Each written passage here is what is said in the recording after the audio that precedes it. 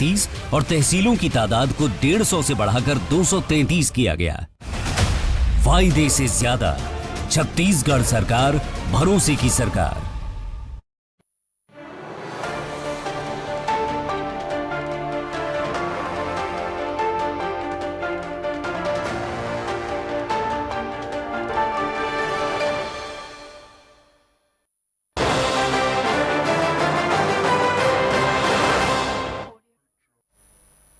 नमस्कार, उत्तराखंड बुलेटिन में आपका स्वागत है। मैं हूं आपके साथ अभिजीत तिवारी। खबरों में आगे बढ़ने से पहले एक नजर हेडलाइंस पर। बागेश्वर दौरे पर रहे मुख्यमंत्री पुष्कर सिंह धामी। भाजपा प्रत्याशी पार्वती दास की चुनावी रैली को किया संबोधित। उपचुनाव में रिकॉर्ड मतों से जीतने का दावा।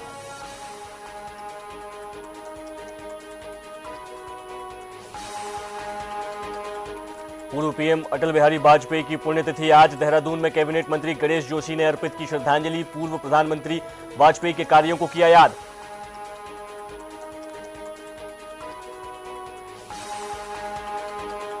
बागेश्वर उपचुनाव के लिए हुआ नामांकन। बीजेपी प्रत्याशी पार्वती दास ने किया नामांकन। प्रदेश अध्यक्ष महेंद्र भट्ट और कैबिनेट मंत्री सौरभ बहुगुणा रहे मौजूद।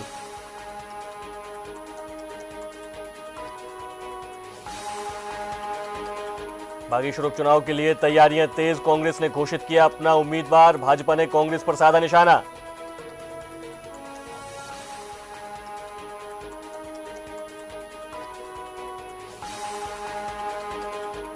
और कैबिनेट मंत्री गणेश जोशी ने हाथीबड़कला में की बैठक। जर्मनी में के प्रतिनिधियों से की चर्चा। ऑर्गेनिक खेती को लेकर हुआ मंथन।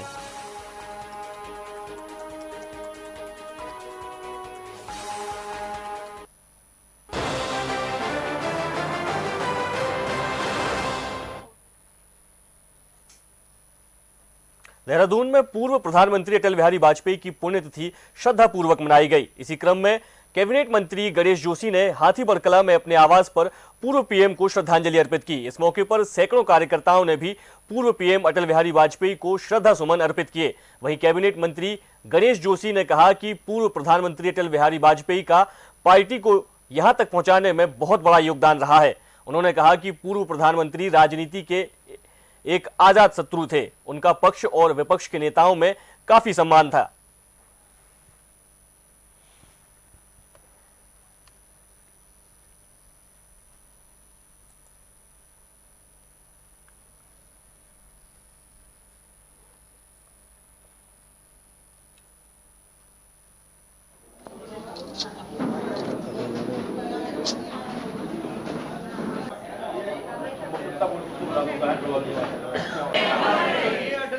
जिनको आजाद शत्रु कहा जाता था,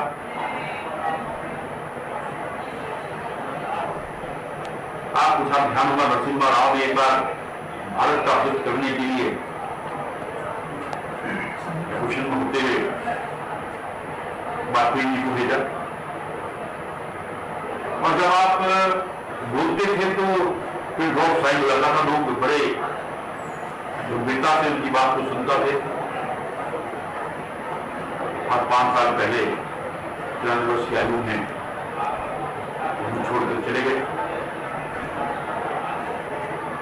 और मैं तो व्यक्तिगत रूप से भी, मुझे याद है जब मैं बहुत छोटा कार्यकर्ता था, के एक कार्यक्रम में वाजपेयी जी जयंती में आए थे, तो व्यक्तिगत रूप से मेरा वन पेंशन माननीय मोदी जी ने लागू की है। उसके मैंने उनसे कहा सर ये मंडन करने का हमारी सरकार आएगी तो हम उसको लागू करेंगे। उसमें तो नहीं कर पाए, लेकिन आज जो सैनिकों का जो सम्मान। बागेश्वर विधानसभा उपचुनाव को लेकर पूर्व मंत्री स्वर्गीय चंदन रामदास की पत्नी पार्वती दास ने नामांकन कर दिया है। इस दौरान कैबिनेट मंत्री सौरभ बहुगुणा, प्रदेश अध्यक्ष महेंद्र भट्ट मौजूद रहे। वहीं भाजपा प्रत्याशी पार्वती दास ने कहा कि मैं अपने पति पूर्व कैबिनेट मंत्री चंदन रामदास के कार्यों को आगे बढ़ाने का काम करूंगी। वहीं प्रदेश अध्यक्ष महेंद्र भट्ट और कैबिनेट मंत्री सौरभ बहुगुणा ने बड़े अंतर से बागेश्वर उपचुनाव जीतने का दावा किया है। उन्होंने कहा कि कांग्रेस के पास कोई उम्मीदवार नहीं है।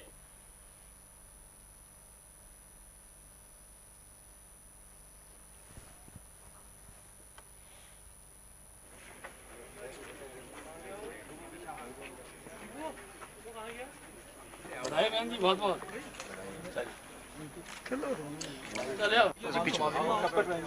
अभी सब लोग रहेंगे, पूरी टीम रहेगी, 3-4 दिन दोबारा फिर आना होगा। देखिए, आज नामांकन का दिन है और जिस प्रकार का उत्साह बागेश्वर की जनता के अंदर मैं देख रहा हूँ, ये निश्चित रूप से चंदन रामदास के कार्य का प्रभाव है।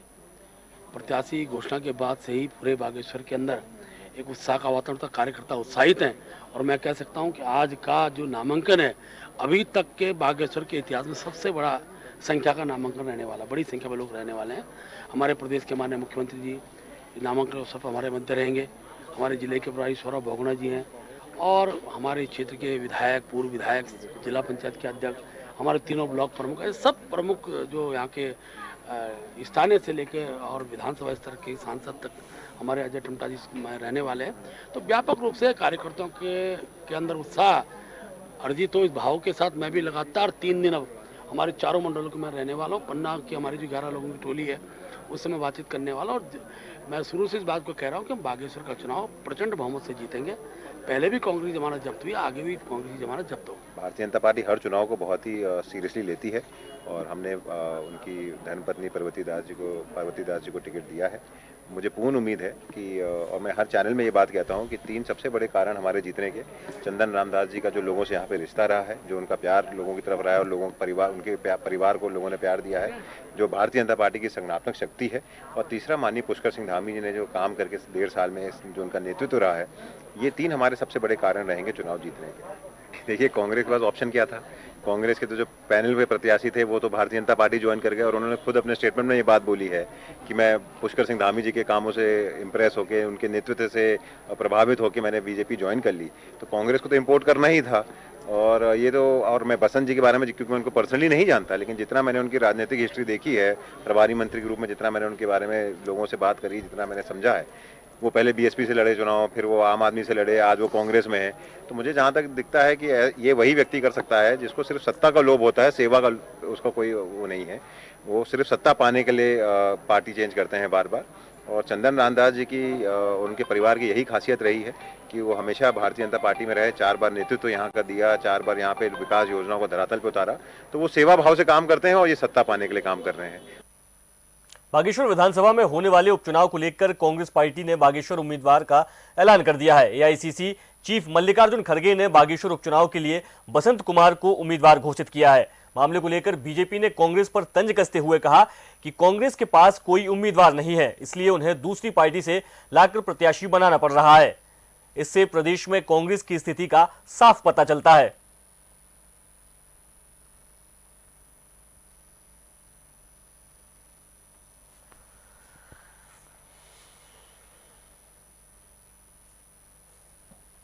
कांग्रेस में आपने देखा होगा कि वहाँ के उनके वरिष्ठ जो कार्यकर्ता जो रहे हैं, बहुत उन्होंने वर्षों तक कांग्रेस की सेवा की है, उन कार्यकर्ताओं को एक किस्म से उनकी मेहनत को नकार दिया है और उसके बजाय दूसरे दल के नेता को लाकर उनको टिकट दिया है। तो कहीं ना कहीं उन कार्यकर्ताओं का जो वर्षों से मेहनत कांग्रेस के लिए कर रहे थे, उनका ये बहुत बड़ा अपमान है।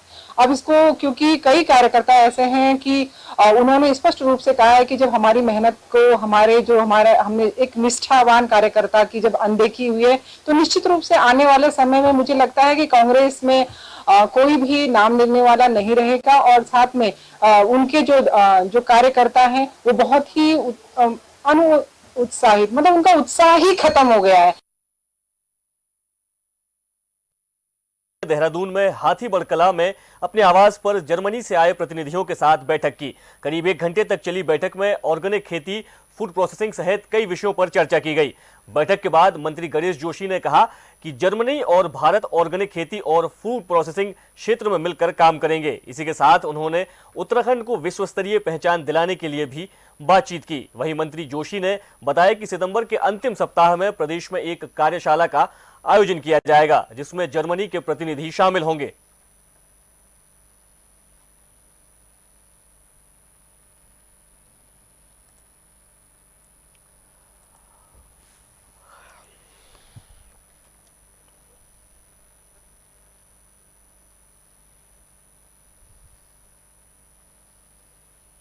आज जर्मन पार्लियामेंट का एक डेलीगेशन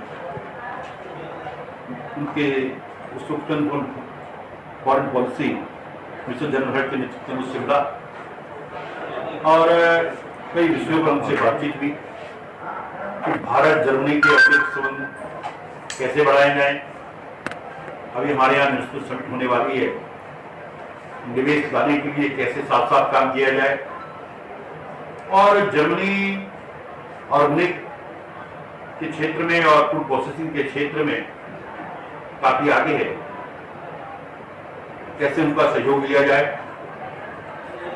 और उत्तराखंड को कैसे विश्व स्तरीय पहचान दिलाया जाए एग्रीकल्चर के क्षेत्र में, मिलेट्स के क्षेत्र में।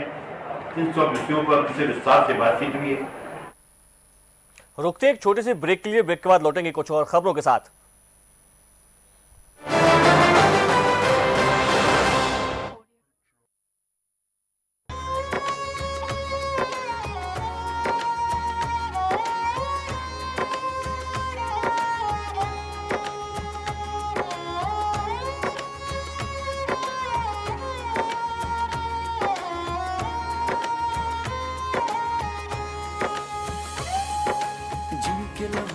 कतरा कतरा हमको दे आवाज, उन वीर शहीदों की कुर्बानी भूल न जाए आज। जिस धरती ने अपनी कोख से जन्मे लाल किए हैं शहीद, उस माटी का तिलक लगाकर गूंज उठे संदेश, मेरी माटी मेरा देश, मेरी माटी मेरा देश। साथियों, मैंने पिछले साल लाल किले से अगले 25 वर्षों के अमृतकाल के लिए पंच प्राण की बात की थी। मेरी माटी मेरा देश अभियान में हिस्सा लेकर हम इन पंच प्राणों को पूरा करने की शपथ भी लेंगे। प्रधानमंत्री नरेंद्र मोदी ने मेरी माटी मेरा देश अभियान का किया है आह्वान। युवा मुख्यमंत्री पुष्कर सिंह धामी के नेतृत्व में उत्तराखंड भी बढ़ चढ़कर दे रहा है योगदान। देश की पावन मिट्टी से बन निकलेगी अमृत कलश यात्रा, जिसमें देश करेगा वीर शहीदों का वंदन। ग्राम पंचायतों में वीर सैनिकों के सम्मान में लगेंगे शिलाफलक और अमृत सरोवर पर होगा पौधारोपण। 7500 अमृत कलशों से कर्तव्य पथ पर नेशनल वॉर मेमोरियल पर होगा अमृत वाटिका का भव्य निर्माण। स्वतंत्रता दिवस के इस पावन अवसर पर राष्ट्र प्रेम की अलग जगाते हुए मेरा आप सभी से अनुरोध है कि मेरी माटी मेरा देश अभियान में आप सभी अधिक से अधिक संख्या में प्रतिभाग कर जन जन को भी इस महाअभियान से जोड़ें और पंच प्राण की शपथ लें। मेरी माटी मेरा देश। शहर से दूर एक पूरा शहर है गोल्डन माइल, और भोपाल इंदौर एक्सप्रेस हाईवे पर इसी गोल्डन माइल में है आपकी आने वाली सरीन लाइफ की destination green valley studio apartment. यहाँ है लश ग्रीन एनवायरनमेंट के साथ swimming pools, sit outs, sporting areas जैसे मॉडर्न लाइफस्टाइल को सूट करने वाली सारी amenities. Book your studio apartment at a starting price of just 9.99 lakhs at Green Valley Studio Apartment, a project by Amartas India Limited. For details, call 7024 883 495. सवाल तो हर किसी के जेहन में रहते हैं, कभी सिस्टम से जुड़े सवाल, कभी सियासत से जुड़े सवाल, अनसुलझे सवाल, सुलझते सवाल, चुपते सवाल, तीखे सवाल, मगर सवाल सवाल में होता है फर्क।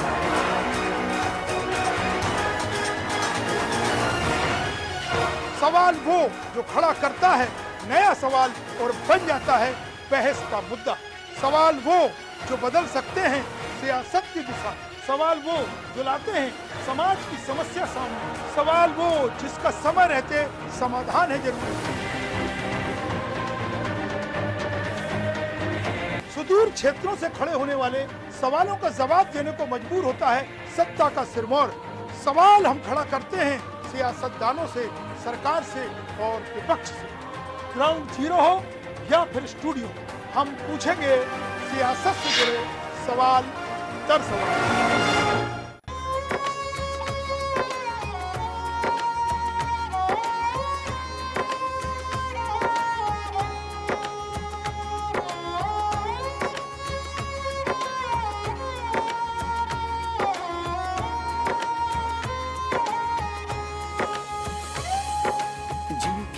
का कतरा कतरा हमको दे आवाज, उन वीर शहीदों की कुर्बानी भूल न जाए आज।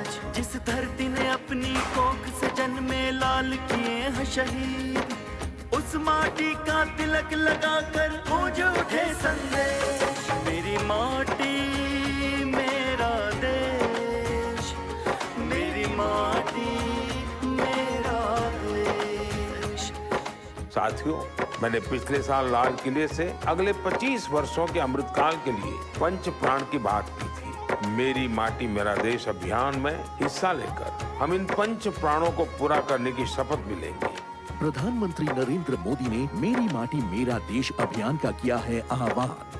युवा मुख्यमंत्री पुष्कर सिंह धामी के नेतृत्व में उत्तराखंड भी बढ़ चढ़कर दे रहा है योगदान। देश की पावन मिट्टी से बन निकलेगी अमृत कलश यात्रा, जिसमें देश करेगा वीर शहीदों का वंदन। ग्राम पंचायतों में वीर सैनिकों के सम्मान में लगेंगे शिलाफलकम और अमृत सरोवर पर होगा पौधारोपण। 7500 अमृत कलशों से कर्तव्य पथ पर नेशनल वॉर मेमोरियल पर होगा अमृत वाटिका का भव्य निर्माण। स्वतंत्रता दिवस के इस पावन अवसर पर राष्ट्र प्रेम की अलग जगाते हुए मेरा आप सभी से अनुरोध है कि मेरी माटी मेरा देश अभियान में आप सभी अधिक से अधिक संख्या में प्रतिभाग कर जन जन को भी इस महाअभियान से जोड़ें और पंच प्राण की शपथ लें। मेरी माटी मेरा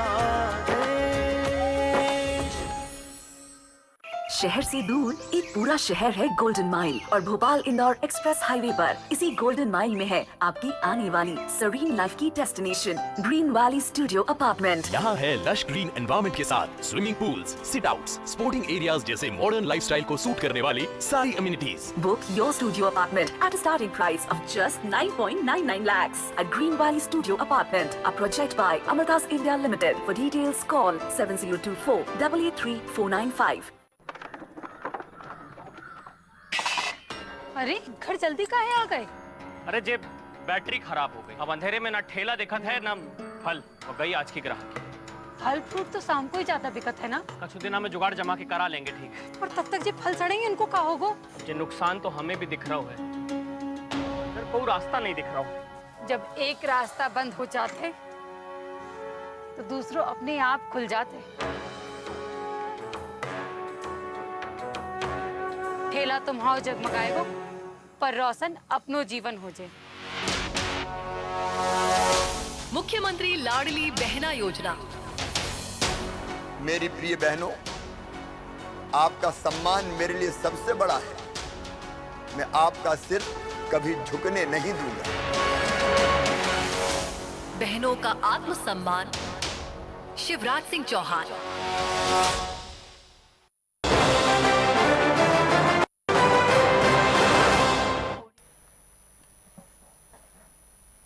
ब्रेक के बाद आपका स्वागत है। बढ़ते हैं खबरों की ओर। लालकुआं कोतवाली क्षेत्र के बिंदु खत्ता निवासी रवि कोहली बीते 7 अगस्त से लापता है। मामले को लेकर परिजनों ने पुलिस में शिकायत दर्ज कराई थी, लेकिन अभी तक लापता व्यक्ति का पता नहीं चल पाया है।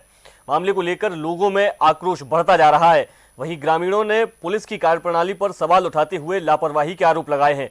साथ ही जल्द कार्रवाई नहीं करने पर कोतवाली घेराव करने की चेतावनी दी है। बता दें कि लापता व्यक्ति अपने परिवार का एकमात्र सहारा था। ऐसे में अब उसके परिजनों को आर्थिक तंगी का सामना करना पड़ रहा है।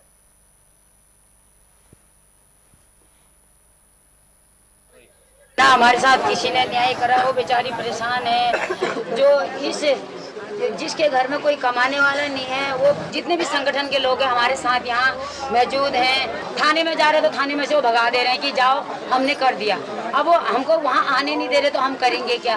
पुलिस प्रशासन ने शुरू में हमारे साथ केवल कंट्रोल रूम में एक पुलिस वाले आए थे, उसके बाद उनका कोई सहयोग नहीं रहा है और गाँव के लोग लगातार वो कर रहे हैं, ढूंढ रहे हैं, लेकिन उनका सारे रिश्तेदारों में जहाँ जहाँ वो पहले गए थे, जाते थे रिश्तेदार, हर जगह पता कर लिया, लेकिन कहीं पता नहीं चल रहा उनका। और गांव में बहुत ज्यादा आक्रोश है। हर दिन 100, 150, 200 लोग यहाँ पर इकट्ठा हो रहे हैं। और रवि कहाँ गया, रवि कहाँ गया? बहुत अच्छे आचरण का व्यक्ति था। रुड़की में जिलाधिकारी के निर्देशन पर आबकारी विभाग ने बड़ी कार्रवाई की है। मुखबिर की सूचना पर कार्रवाई करते हुए आबकारी टीम मंगलोर के नाथुखेड़ी गांव से लगभग 500 लीटर कच्ची शराब बरामद की है। वहीं एक और जगह से 20 लीटर शराब जब्त कर एक आरोपी को गिरफ्तार किया है। बता दें कि जिलाधिकारी के निर्देशन पर आबकारी विभाग की टीम लगातार छापेमारी कर रही है और अवैध शराब के खिलाफ कार्रवाई कर रही है।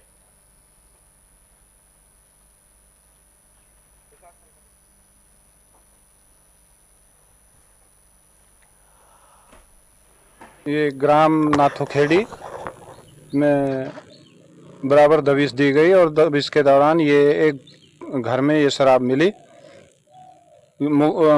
अभियुक्त को सूचना मिलते ही अभियुक्त घर में ताला लगा के फरार हो गया। ताला तोड़ने के बाद ये तलाशी ली गई। तलाशी के दौरान ये लगभग 500 लीटर के शराब करीब कच्ची शराब बरामद हुई। आज बंद के दौरान ये शराब सप्लाई क्षेत्र में ही होनी थी, जिससे एक तो गवर्नमेंट को राजस्व की हानि होती और दूसरे इस शराब की ना कोई स्ट्रेंथ है, जिससे ये नहीं कहा जा सकता कि ये शराब पीने योग्य है। देहरादून में आईएसबीटी के जीर्णोद्धार को लेकर तैयारियां की जा रही हैं। आने वाले समय में आईएसबीटी नए कलेवर में देखने को मिल सकता है। मामले को लेकर वीसी एमएमडीए वंशीधर तिवारी ने बताया कि अभी तक पुरानी कंपनी आईएसबीटी को संचालित कर रही थी, लेकिन अब आईएसबीटी का पूरा कंट्रोल एमडीडीए के ने अपने हाथों में ले लिया है। उन्होंने कहा है कि संचालन और रेवेन्यू मॉडल बनाने के लिए डीपीआर बनाई जा रही है। वहीं आईएसबीटी मॉल को लेकर भी फैसला लिया गया है, जिसे यूनिट मॉल के रूप में विकसित किया जाएगा।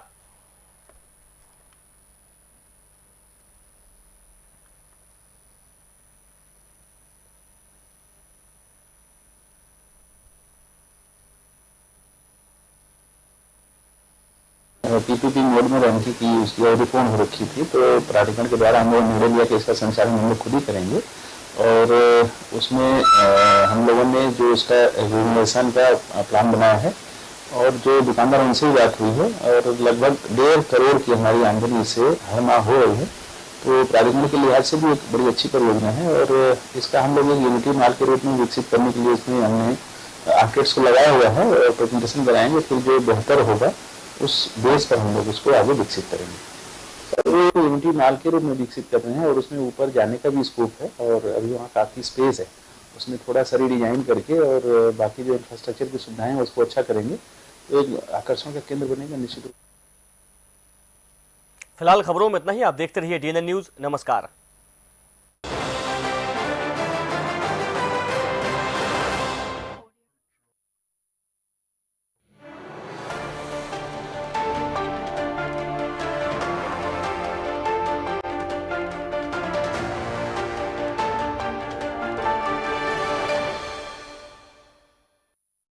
साथियों, हमारी सरकार युवाओं के साथ है, युवा हौसलों, युवा सपनों के साथ है। यशस्वी प्रधानमंत्री श्री नरेंद्र मोदी के मार्गदर्शन और कर्मनिष्ठ मुख्यमंत्री श्री शिवराज सिंह चौहान के नेतृत्व में युवाओं की ही पसंद से बनी युवा नीति से युवाओं को मिल रहे हैं नए अवसर और सही दिशा। और इसके कार्य क्षेत्र है नंबर 1 शिक्षा और कौशल, नंबर 2 रोजगार और उद्यमता, नंबर 3 स्वास्थ्य, नंबर 4 युवा नेतृत्व और सामाजिक कार्य, नंबर 5 खेल और फिटनेस, नंबर 6 कला संस्कृति, नंबर 7 पर्यावरण सुरक्षा। वर्ष 2003 से पहले जहां नौजवानों को अपना भविष्य अंधकार में दिखता था, आज उसी प्रदेश में युवाओं के पास है अवसरों का अनंत आसमान। उस जमाने में जो स्किल के बारे में बात होती थी, स्किल जैसे भाई सेल्फ एम्प्लॉयड और इस तरीके से उतना ज़्यादा नहीं था। जैसे अपने पेरेंट्स अपने बच्चे की परवरिश करते हैं घर में, बिल्कुल वैसे ही मामा जी ने भी हमें बहुत सारे स्कीम्स, बहुत सारे अपॉर्चुनिटीज़ दी है। थैंक यू मामा जी। 12वीं पास कर लिए, कॉलेज पढ़ लिए, उसके बाद घर बैठ गए, कुछ नहीं मिलता था। अभी की गवर्नमेंट ज़्यादा अच्छा प्रोवाइड कर पा रही है अपन को हर चीज़ को, कि अपन सेल्फ एम्प्लॉय भी कर सकते हैं, कोई जगह पे अपन काम भी कर सकते हैं, ये सब गवर्नमेंट की स्कीम के थ्रू। मुख्यमंत्री सीखो कमाओ योजना से युवाओं को मिल रहा है उच्च स्तरीय कौशल और सम्मानजनक स्टाइपेंड। ग्लोबल स्किल पार्क हर साल 10,000 से ज्यादा युवाओं को रोजगार से जोड़ेगा। रोजगार दिवस कार्यक्रम से युवाओं को स्वरोजगार मिलना जारी है। रोजगार सृजन के सशक्त माध्यम बने हैं उद्योग और सर्विस सेक्टर। मुख्यमंत्री उद्यम क्रांति योजना में 50 लाख रुपए तक की मदद युवाओं को दे रही है अपना खुद का उद्यम लगाने का हौसला। एक साल में 1 लाख से अधिक भर्तियों का संकल्प पूरी मजबूती से हो रहा है साकार। कॉलेज जा रही प्रदेश की लाडलियों और मेधावी विद्यार्थियों के लिए आर्थिक तंगी अब बाधा नहीं है। होनहार खिलाड़ियों को मिल रहा है प्रोत्साहन, तो अब जनजाति युवा कलाकारों के पास भी है कल्याणकारी योजनाओं का संबल। विकास लगातार, मोदी जी शिवराज सरकार। माँ भारती को गुलामी की बेड़ियों से आजादी दिलाने वाले महान स्वतंत्रता सेनानियों को कोटि कोटि नमन। दुश्मन की गोलियों का सामना हम करेंगे, आजाद हैं, आजाद ही रहेंगे। समस्त देशवासियों को राष्ट्रीय महापर्व स्वतंत्रता दिवस की हार्दिक शुभकामनाएं। निवेदक अजय सिंह यादव, थाना प्रभारी एवं स्टाफ, थाना जीरापुर, जिला राजगढ़, मध्य प्रदेश।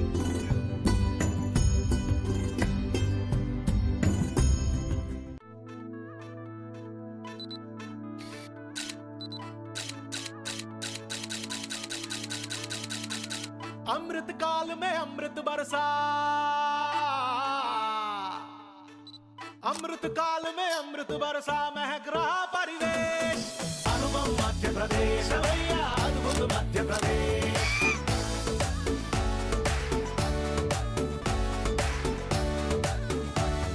सर्व संतु निर्माया ने सबको इलाज पहुंचाया है। बने अस्पताल, बड़े डॉक्टर, जांच दवाई मुफ्त दिया। आयुष्मान सभी तक पहुंचे, इसका महाअभियान चला। संजीवनी क्लिनिक का लाखों लोगों ने है लाभ लिया। स्वास्थ्य के ढांचे को ताकत देता मध्य प्रदेश। अनुभव मध्य प्रदेश, भैया अद्भुत मध्य प्रदेश। डर दहशत आतंक घटा और बढ़ा लोक विश्वास। खत्म हो गए सारे डाकू नक्सली माफिया साफ। खौफ से जागे भागे गुंडे, चैन से जनता सोए। माँ बहनों पर आंख उठी तो था बुलडोजर पास। बुजुर्गों को फ्री हवाई तीर्थाटन करा था मध्य प्रदेश। अनुभव मध्य प्रदेश, भैया अद्भुत मध्य प्रदेश। मुख्यमंत्री सीखो कमाओ योजना ने विश्वास दिया। बड़े बड़े उद्योग लगे लाखों, जिसने रोजगार दिए। पैसा से जनजाति की हिम्मत बनता मध्य प्रदेश। अपने आत्मसम्मान से आगे बढ़ता मध्य प्रदेश। अनुपम मध्य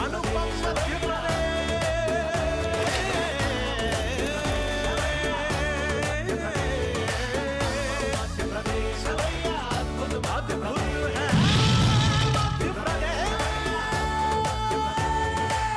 जिले के अन्नदाता किसान भाइयों, माताएं, बहनें को 76वां स्वतंत्रता दिवस 2023 की हार्दिक शुभकामनाएं। आपके परिश्रम से, मेहनत से खेती किसानी में उत्तरोत्तर वृद्धि हो, ये मेरी आपको शुभकामनाएं।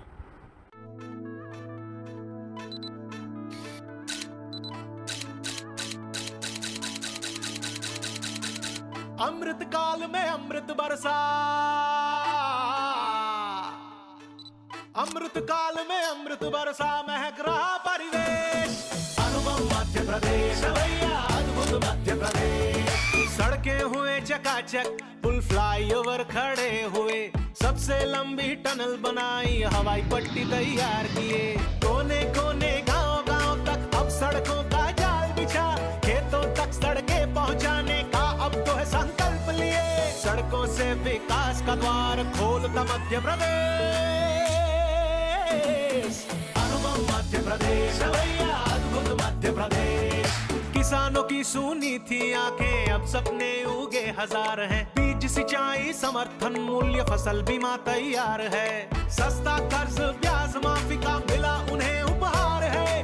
हर संकट में साथ किसानों के खड़ी सरकार है। हर किसान के घर खुशहाली ला रहा मध्य प्रदेश। अनुभव मध्य प्रदेश, भैया अद्भुत मध्य प्रदेश। बेटियां वरदान बनी और माएं राज्य की शान बनी।